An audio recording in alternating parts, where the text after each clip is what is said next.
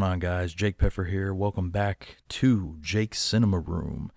With the Halloween season right around the corner, I figured I would go ahead and jump into some horror stuff a little bit early. And today I'm going to be taking a look at the entirety of the Final Destination franchise. Going to give you guys my rankings on the 5 films and do a little bit of, some mini reviews of each one to let you know why they're in the places I have them. If you can't tell, obviously, this will include some spoilers, so if you haven't seen the movies or certain ones in the series, definitely check them out before listening to my rankings of them. But if you're not familiar with the Final Destination franchise, it is actually one of the better and more consistent ones from the 2000s. It started back in 2000 with the original Final Destination, went on to spawn 4 sequels, the last one of which came out in 2011.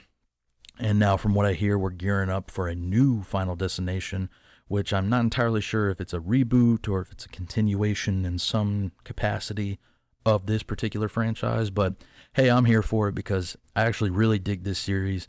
I think it's like I said, it's pretty consistent. Like, if you are a fan of these movies, you definitely know what you're getting into. They're all more or less kind of the same.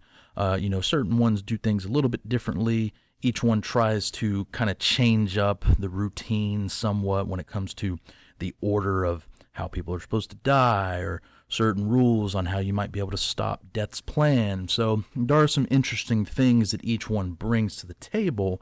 However, there is at least one in the series that I would consider absolutely terrible, and the rest are actually all range from pretty solid up to actually good overall.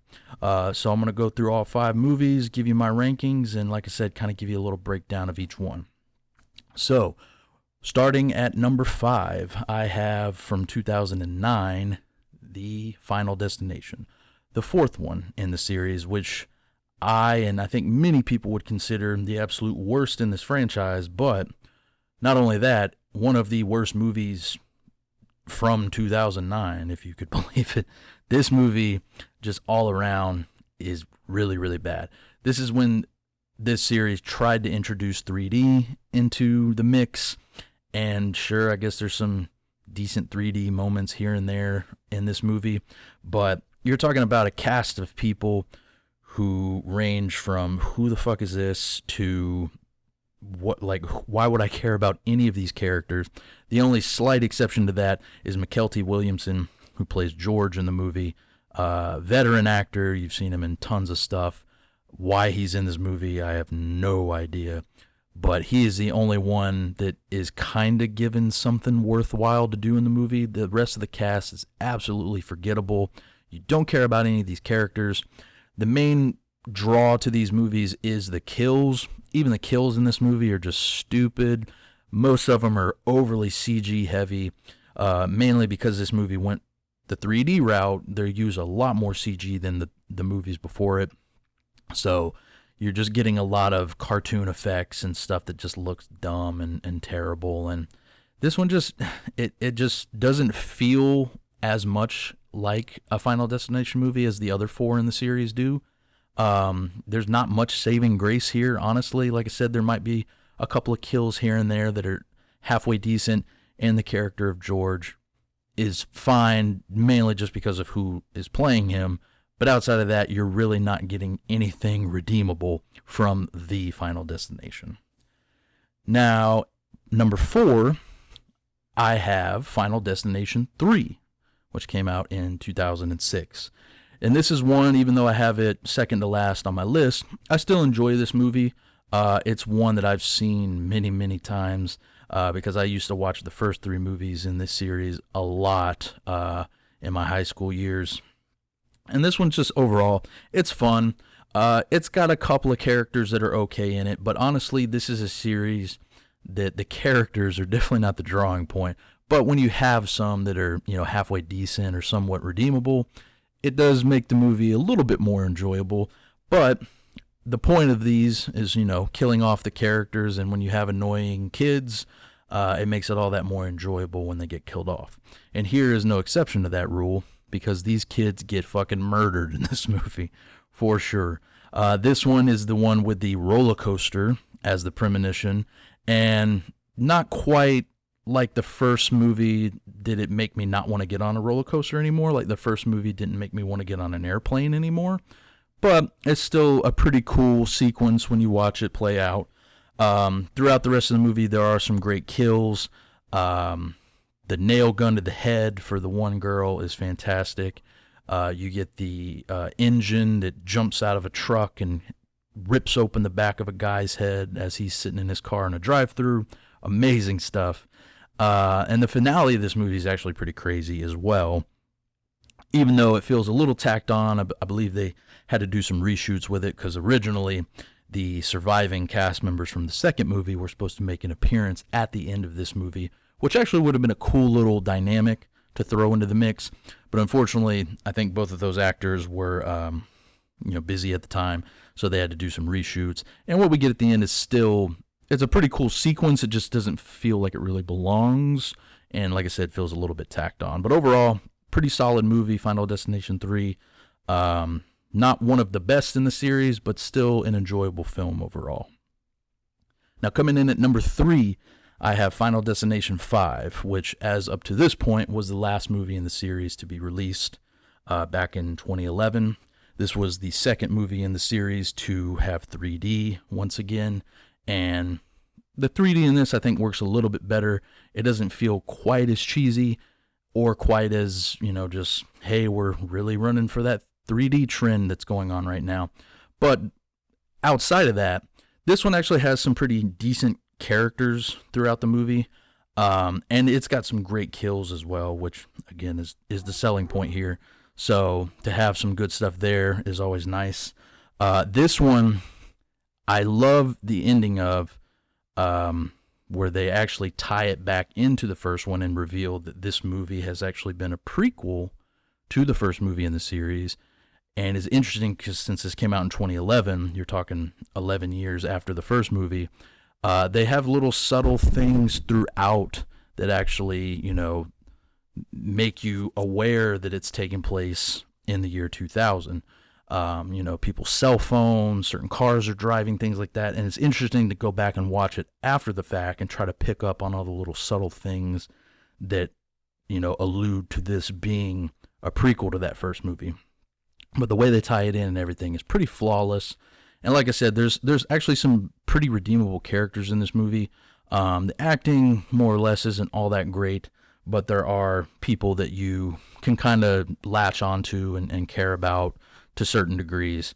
This one has one of my favorite death sequences in the franchise, which is the girl, the gymnast, that has like 6 or 7 things going on at one time, and then eventually she just kills herself, like falling off the balance beam in a crazy, ridiculous way.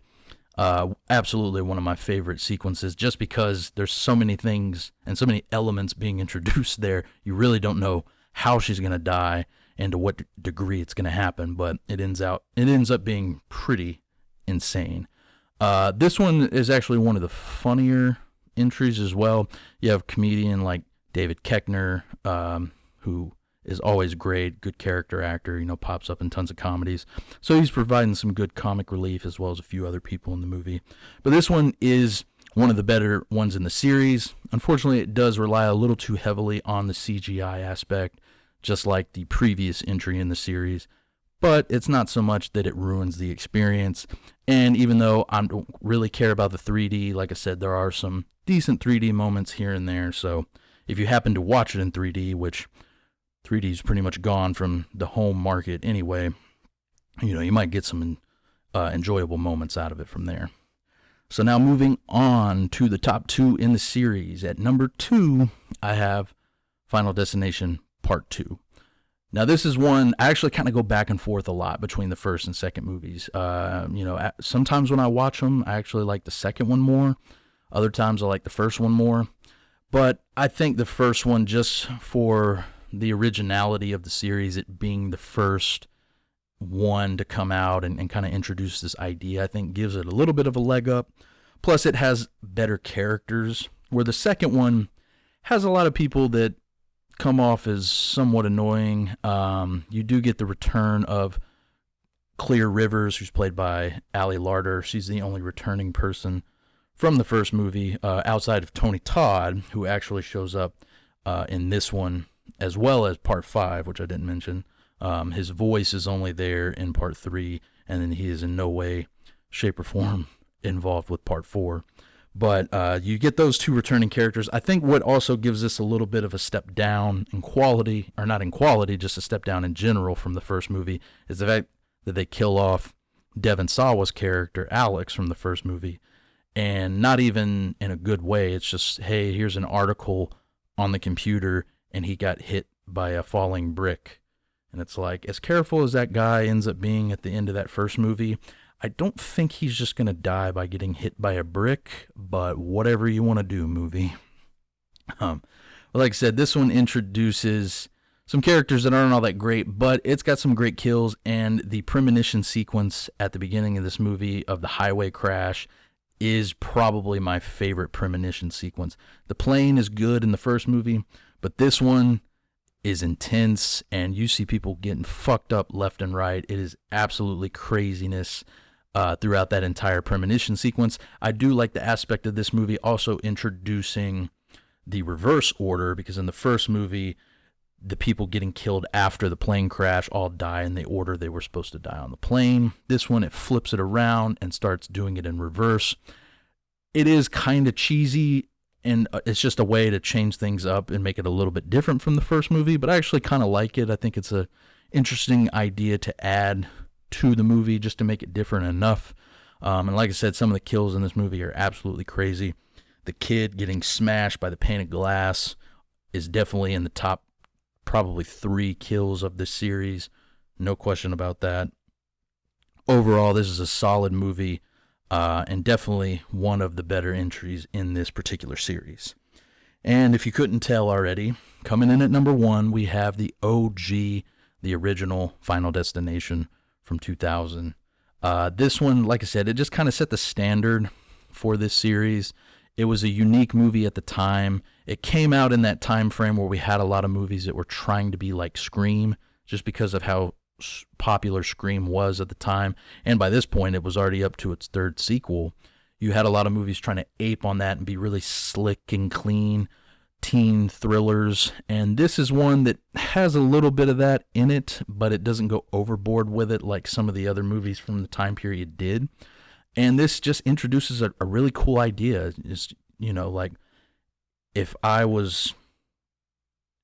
avoided dying, you know, would death still follow me and try to kill me after the fact? You know, it's a pretty cool setup, and I actually like some of the characters in this movie. Devon Sawa's great lead. Ali Larter is great as his kind of partner throughout the entirety of the movie. There are some forgettable people here. I do like Sean William Scott showing up as kind of a different character than you're used to seeing him, especially at the time when he was, you know, mostly known for playing Stifler. It was nice kind of seeing him play more of a dorky guy instead of the asshole bully. But, you know, you get some pretty good characters there. The great Tony Todd, you know, he only has one appearance in the movie, but it is one that he definitely makes a pretty big impact in. And just overall, this is just like a tense horror thriller that does the job right. You know, it's got good pacing. This one actually has some decent, you know, writing for the most part. It's not great by any means, but the acting here, I would say, is actually some of the best in the series overall. And it's just a really enjoyable movie, and one, if you happen to miss from that time period, it's definitely worth checking out, because, like I said, it's the best in the series, and it led on to have, you know, sequels come out after it and make this one of the more consistent franchises in the horror genre. I'm really looking forward to Part 6. I hope it is more like the movies I have from 4 up in my rankings, and not like the Final Destination, because that one is atrocious. But yeah, this series is pretty awesome, and, you know, I look forward to more when they come out and everything. But yeah, that's about it for me, guys. If you have seen the Final Destination movies. Please let me know your thoughts on them. Let me know what your rankings are, and are you excited for part 6 like I am? Let me know in the comments below. Be sure to subscribe to the channel for more reviews, rankings, and all kinds of stuff coming up soon. I'll leave my links down below on where you can follow me and check out more of my reviews. And until next time, guys, I will catch you all later.